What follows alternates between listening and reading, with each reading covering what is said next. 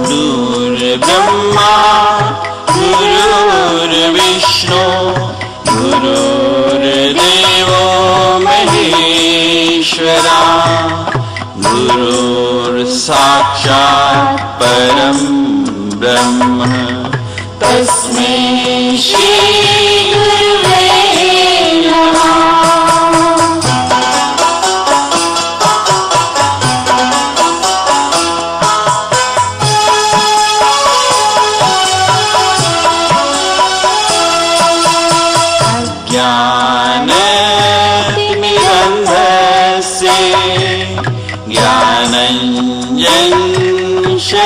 ज्ञानञ्जनशलाकया चक्षुरुन्मीलितं येन तस्मै श्री गुरुवे नमः।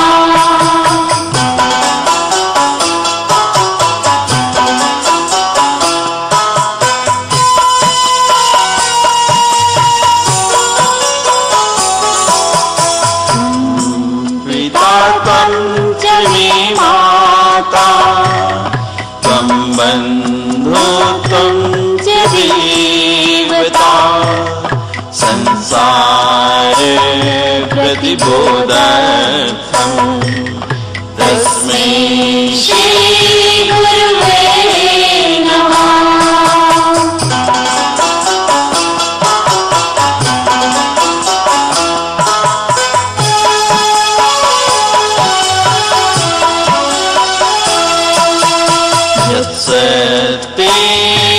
जगत्सत्यं यत्प्रकाशेन भाति यदानन्देन नन्दन्ति तस्मै श्री गुरुवे नमः।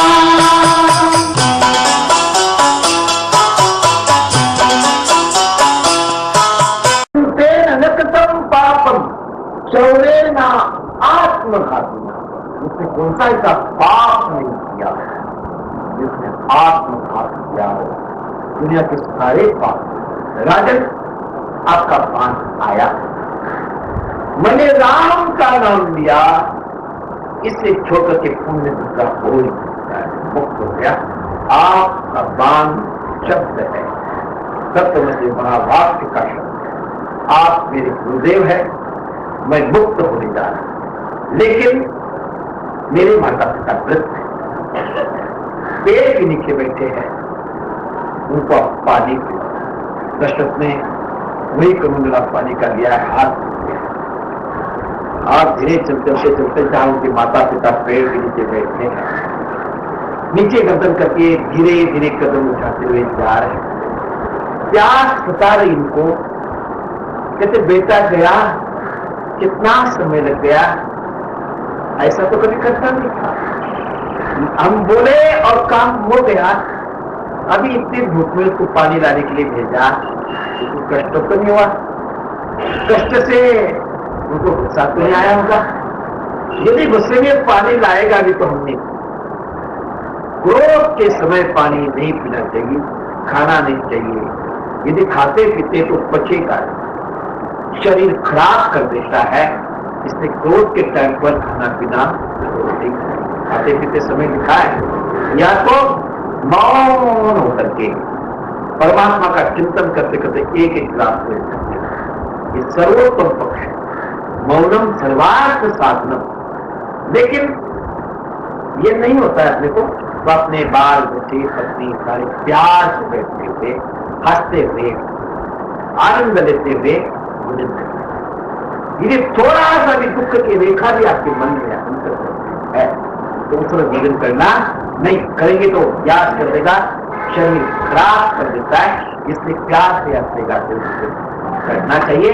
तो वो देख ही रहे तो आवाज की आहट आई और अंदर से बोलते कि बेटे श्रवण, आपको कष्ट हुआ ना, हमने पानी लाने के लिए भेजा, जब तक क्रोध आपके अंदर है, बेटे हम पानी नहीं पीते। अब दशरथ कितनी कठिन स्थिति है। बोलता हूं तो भी पानी पिएंगे नहीं बोलता हूं तो भी पानी पिएंगे। हाथ हिलने लगे, कहते मां पिताजी मैं आपका ही बेटा, आपका ही बालक, लेकिन आज से के पेट से जो बालक जन्मा है श्रवण, इन दुष्ट हाथों से मारा, आप मुझे क्षमा करना, ये पानी प्राशन कर लो। तब उसके माता पिता कहते कि राजन तुम हत्यारे हो, हत्यारे के हक का पानी पीना महान पाप, हम पानी नहीं पिएंगे नहीं। आखिर बाप है, मां है, कितने भी ऋषि हो साधु हो संत हो, कभी कभी गीत तड़प जाता है और उस तड़पण से जो निकलता है वो बड़ा कठिन होता है। और उसने कहा कि दशरथ जिस प्रकार हम पुत्र के वियोग के अंदर तड़प तड़प करके मर रहे हैं, उसी प्रकार आप भी तड़प तड़प कर मरेंगे। आप देखना दशरथ, एक तरफ खुशी का पहरावान, अभी तक पुत्र नहीं, 3 पत्नियां, आखिरी अवस्था है पुत्र नहीं। तो ऋषि के मुख से निकला है कि तुम पुत्र के रोग में तड़पोगे मरोगे, चलो मर भी जाओ मर भी जाओ कोई बात नहीं, लेकिन पुत्र तो होगा, कि पुत्र पति की खुशी। और दूसरा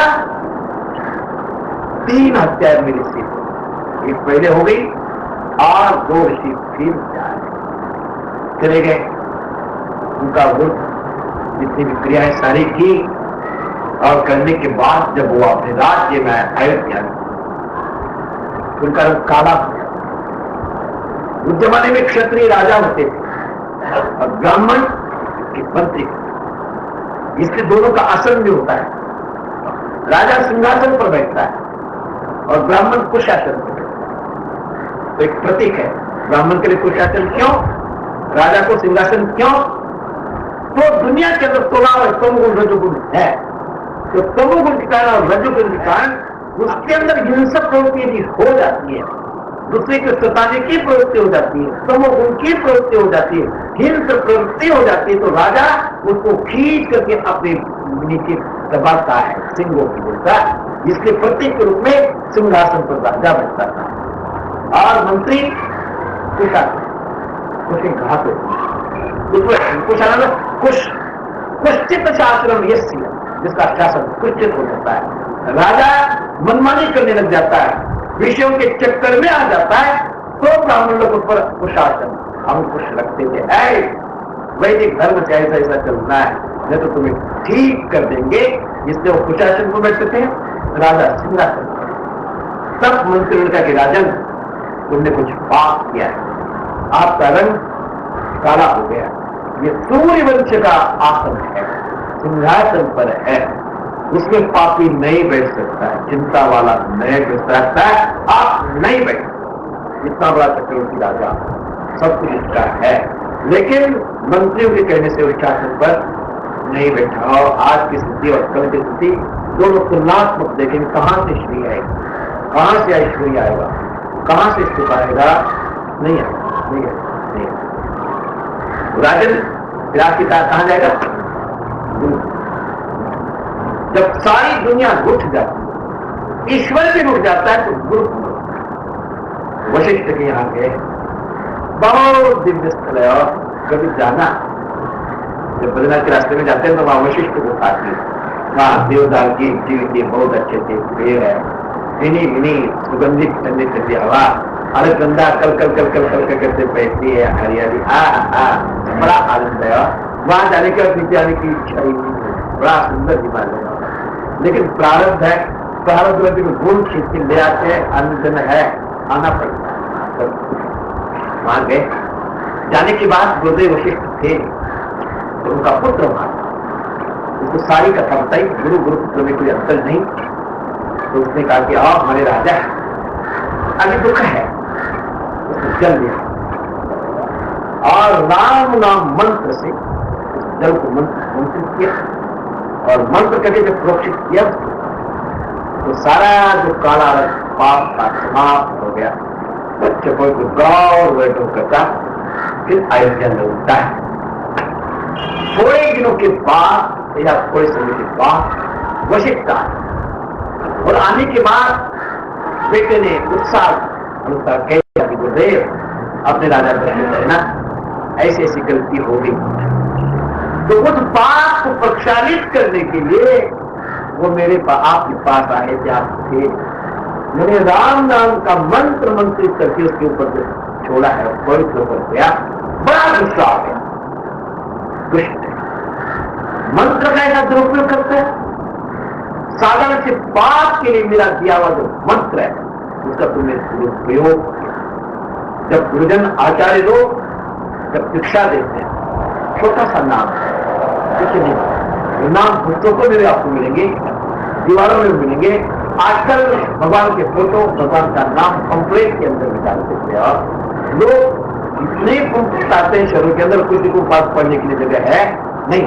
फिर भगवान के फोटो का जो पंपलेट है, भगवान के नाम का जो पंपलेट है, वह 10 दिन के अंदर जाता है। फिर बाद में जो परचून बेचने वाले लोग हैं उनके पास जाता है, पान खाने वाले के पास जाता है, वो खाते हैं और नाली के अंदर वो भगवान का नाम का पंपलेट भी जाता है, फोटो भी जाते हैं। भगवान को कितना हमने गिनती में किया है, बोलने से कुछ फायदा होने वाला नहीं। सारे नाम छापेंगे, फोटो छापेंगे, बांटेंगे, दुर्दशा होगी, फिर हम दुखी होंगे। तब उसने कहा कि आओ, जब गुरु जी नाम देता है संकल्प के द्वारा, उसका पाप पुण्य सारा अर्पित करें। इस देनी है ना, धोबी के पास में जब अपना कपड़ा खाता है, गंदा है, तो पहले क्या करता है, उसको पहले साफ सुथरा करता है। ये कपड़ा बढ़िया गेरू चमका कब इसकी होता है। यदि गंदा कपड़ा उस गेरू के बर्तन के अंदर हम डालते हैं, रंग आता तो सही, लेकिन चमक शाइनिंग उसके ऊपर नहीं आता। शाइनिंग लाने के लिए इस कपड़े को साफ करना पड़ता है और उसके बाद रंग के बर्तन के अंदर डालेंगे तो रंग चमकता हुआ आता है। हम नाम लेने के लिए गुरु जी के पास जाते हैं तो गुरुदेव अधिकार देखते हैं, कहते आओ गड़बड़ है। विवेकानंद जी को कल को मैंने बताया था, जिस समय उन्होंने शक्तिपात किया, करने के बाद योग्यता नहीं थी। जब उन्होंने शक्तिपात किया तो उनका शरीर जलने लगा। तो कहा कि अरे अरे अरे अरे, प्यार में आकर के सोचा नहीं, इसने जैसा कहा मैंने शक्तिपात किया, लेकिन धारण करने की शक्ति इसकी है नहीं। और खींचने के बाद साधना में लगाया गया। साधना करते करते करते एक आशा होती है, जब तक थोड़ा सा भी लेख मात्र है, साधना परिपूर्ण नहीं होगी। नाम तो प्यार नहीं आएगा, आनंद नहीं आएगा। क्या बचाता है? माता पिता धन से कमजोर थे। एक दिन गुरुदेव को कहा कि गुरुदेव आप भगवती काली की से आप बात करते हैं, महापुरुष साधना मई क्यों होता है उसका, क्या बताओ। उनकी शादी करने की इच्छा ही देख, माता पिता ने जबरदस्त शादी की, वो देवी आई, बुलाया नहीं, लाए नहीं। वो सर्विस करते थे काली घाट में। उस जमाने में सोने के मोहरे नहीं थे, तो वो तनख्वाह सोने की लेने के बाद वो यह सोचते थे कि महात्माओं के दिमाग के अंदर, दिल के अंदर सोना और मिट्टी दोनों एक होता है। क्या सच्ची बात है? देखा तो क्या। तब उन्होंने क्या करना, जब वो तनख्वाह मिलती थी गंगा के किनारे का करता है, बैठे जब एक हाथ में वो तनख्वाह के मोहरे हैं वो ले लेना, एक हाथ में मिट्टी ले लेना। मिट्टी और सोना एक होता है, मिट्टी और सोना एक होता है, वो करके गंगा जी में डाल देना, फिर अपने को कर देना। कई कष्ट तो नहीं, महीने भर की कमाई गंगा जी फेंक दी। मेरा ये 10 रुपए भी किसी यहाँ से गिर जाता है ना, रात को मुझे नींद नहीं आती है। और तो पूरे महीने की तनख्वाह सोना मिट्टी करके अंदर डालते थे, टटोलते थे, फिर और साधना करते। इस प्रकार साधना की बात मां प्रकट हुई हो, साधन काल में तो उनके अंदर आशा अटक भी, थोड़ा लेश अटक गया। तो एक दिन भगवान मां आपके पास आती है वो अवगतदायी है, सबको देती है। तो माता पिता को थोड़ा दे दो ना, ताकि मैं संन्यास लेकर के आपकी सेवा कर सकूं। पिता के बेटे मेरे पास तो कुछ नहीं, संन्यास की। हाँ, आपने माँ का उदाहरण दिया, माँ के पास जाओ, गिर गया हो रोज के सामने, वो देख। जब वो माँ के पास में गया तो किसी के पास और जाकर के माँ को मांगता है, क्या मांगता है? माँ मुझे धन नहीं चाहिए, दौलत नहीं चाहिए, ऐश्वर्य नहीं चाहिए, माँ मुझे ज्ञान दो, माँ वैराग्य दो, भक्ति दो। लौट गुरुदेव पूछते हैं कि बेटे नरे माँ से मांगा। गुरुदेव उल्टा हो गया, मुझे मांगना कुछ था और मांगा कुछ, जाके फिर भी वही मांगता है। गुरुदेव कहते हैं ना क्या है, क्या गांठ मारते, अपने कपड़े को गांठ मार, आप भूलगा नहीं। माँ के पास में गया, गुरुदेव की इच्छा ही नहीं कितना गिरा तो होगा, वहां सामने खड़े हो गए, भूल गए। माँ मुझे ज्ञान दो, वैराग्य भक्ति और कुछ देना, लौट क्या है, कुछ लेना देना, यही सत्य है, यही आनंद है, यही तात्पर्य। इस प्रकार गुरुदेव पीठ पीट करके अपने शिष्य को तैयार करते हो, सर्वस्व देते हैं। तो वो शिष्य ने कहा कि मैंने सारा तर्क से तुझे मंत्र किया, और इस मंत्र का ऐसा दुरुपयोग किया तुमने, जाओ तुम निषाद हो जाओ। तब वो गंगा किनारे विचार दास वहीं भगवान राम जब तक आए नहीं तब तक बुद्धाज होगा, वहीं गंगा के किनारे जब आए, राजकार्य होता रहा। कोई शंका आपके मन में आ सकती है, ये श्रवण मरा, उसने भी राम नाम जपा, उन्होंने भी वशिष्ठ के पुत्र ने भी राम नाम मंत्र करके उसको जब घोषित किया। राम को पैदा ही नहीं हुए और पहले ही उस नाम को कैसा जप हो रहा है। भगवान दशरथ की कौशल्या के है ही है, इसमें नृत्य मात्र समझे भगवान ने ही उनके अवतार दिया। लेकिन एक राम है, रमंती योजना हृदय असंभव, संपूर्ण प्राणी मात्र के हृदय के अंदर जो रममान हो रहा है, संपूर्ण प्राणी मात्र की सुख देता है, सबको आराम देता है। वह राम आदि से है, ना उसका आदि है ना अंत है, सब जगह पर है। और उसी राम से दशरथ ने अपने पुत्र का नाम राम। जब तीनों राज्यों का शासन चल रहा है, चलते चलते एक दफे की बात है, इंद्र पर कोई कष्ट आया, राक्षस तैयार कर दे, करने का इंद्र हारता गया, घबरा गया। तब दशरथ के शरीर में आया और ये राजन शास्त्र देवता भी अपनी रक्षा करने के लिए हमारे राजा महाराजा के पास आते हैं। आगे क्या होगा, सायंकाल को भागते भागते दौड़ते दौड़ते करनी है। और हमारे आचार्यों के कहीं के अनुसार शाम को भगवान आनंद श्री कृष्ण के परमात्मा, उनका भी अवतार करवाना है, उनको भी बुलाएंगे, उनको भी ले जाएंगे। अवतार की कथा, अवतार का आनंद हमारे आचार्य करेंगे। हम भी आरती प्रसाद भोग रात गाएंगे, नाचेंगे। इसलिए ठीक 4 बजे आना, 4 से 6 बजे तक आधा घंटा अवतार का सारा कार्य आचार्य करेंगे। 4 से हम उनको जाएंगे, उनका पूरा देंगे और अगली कथा से आज समय पूरा। ओम पूर्ण पूर्णमिदं पूर्णात् पूर्णमुदच्यते पूर्णस्य पूर्णमादाय पूर्णमेवावशिष्यते। ओम शांति।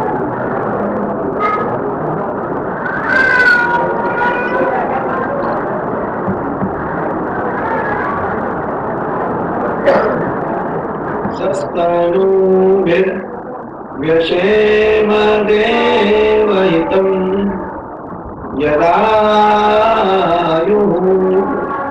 स्वस्ति न इन्द्रो वृद्धश्रवाः स्वस्ति नः पूषा विश्ववेदाः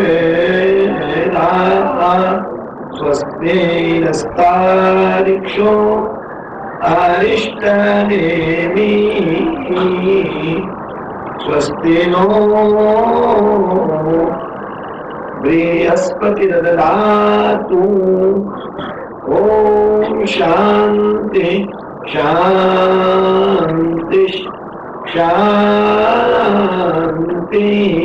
ॐ श्रीराम जय जय राम श्रीराम जय राम जय जय राम श्रीराम जय राम जय जय राम श्रीराम जय राम जय जय राम श्रीराम जय राम जय जय राम श्रीराम जय राम जय जय राम धर्म की जय हो अधर्म का नाश हो प्राणियों में सद्भावना हो विश्व का कल्याण हो भारत माता की जय हो हर हर महादेव। सभाधरणी स्वामी महाराज, आचार्य, विद्वत मंडली, प्रभु के प्रेमियों एवं भक्तिमती, हम लोग परात्पर ब्रह्म आनंद खंड श्री कृष्णचंद्र परमात्मा उनकी वाङ्मय मूर्ति श्रीमद् भागवत, उसी का श्रवण मनन निधिध्यासन कर रहे हैं।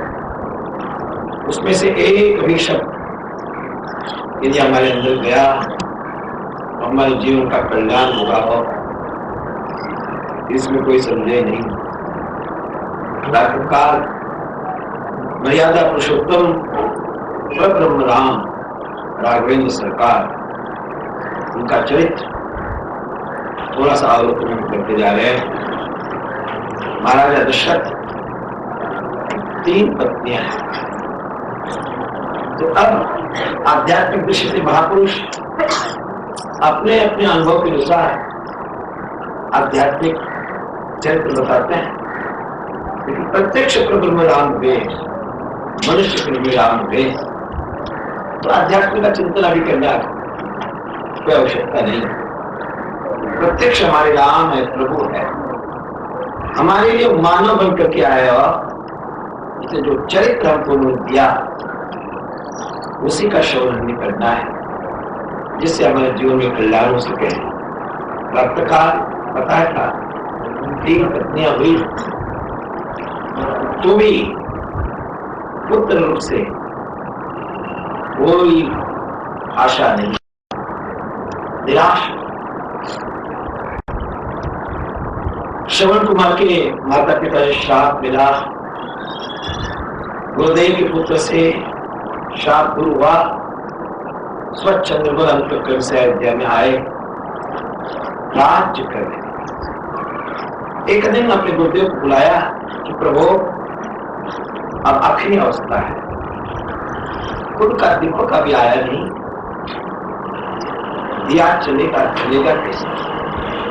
पहले हमारे यहाँ जो विवाह संस्था थी, विवाह करते केवल वंश को चलाने के लिए और आनंद के लिए नहीं, समय प्रसार करने के लिए नहीं, अच्छा पुत्र पैदा हो, भगवान ब्रह्मा की आज्ञा पूर्ण हो सके, इसी दृष्टि से विवाह करते थे। लेकिन वो पूर्ण नहीं हो रहा है।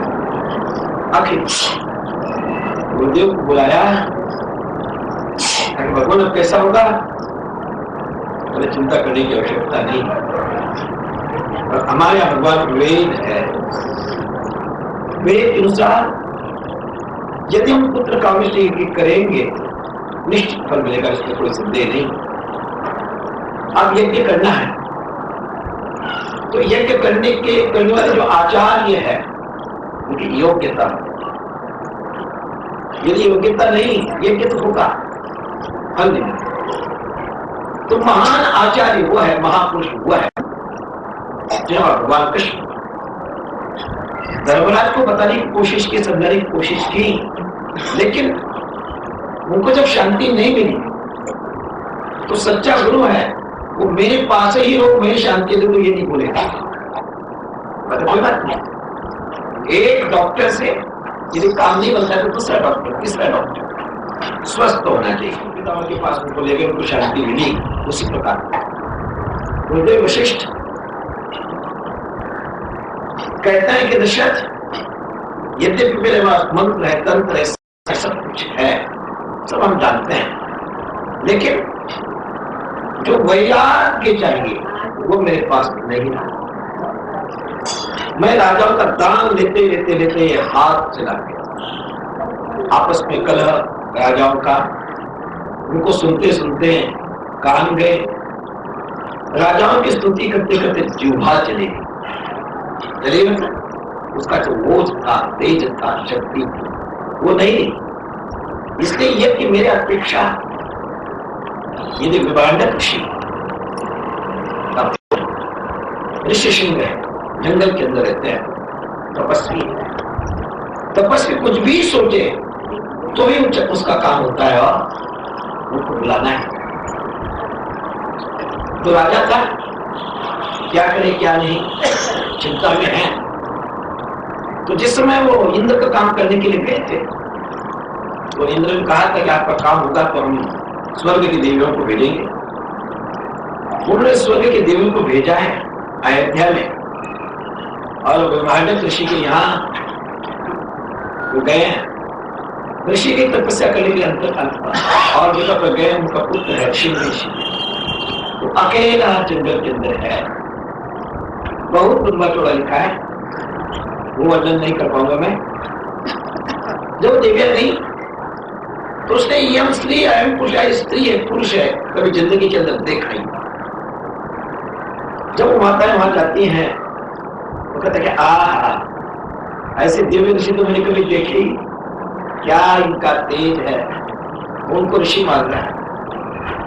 धीरे धीरे जो समय प्रसार हुआ तो उनके बड़ी लाड थे, लाडवा अच्छे बना के लाए थे, तो ऋषि को दिए। ऋषि लो खाओ, जो उसने लिया खाया तो कहते कि ऐसे पेड़ तो हमारे आश्रम में आई नहीं। उसको ये पता नहीं कि लड्डू एक फल है, उसने फल ही खाया। कहते हैं सुंदर रस युक्त तो फल हमारे पास नहीं। तब उन्होंने कहा कि देवता ऋषि ऐसे बहुत से फल हमारे यहाँ है, चलोगे देखोगे, जो अच्छे फल चलेंगे ले आएंगे, वो यहाँ भी लगाएंगे, ऋषियों को भी खिलाएंगे, अपने भी खाएंगे। वो चल पड़ा। विषय कैसे है?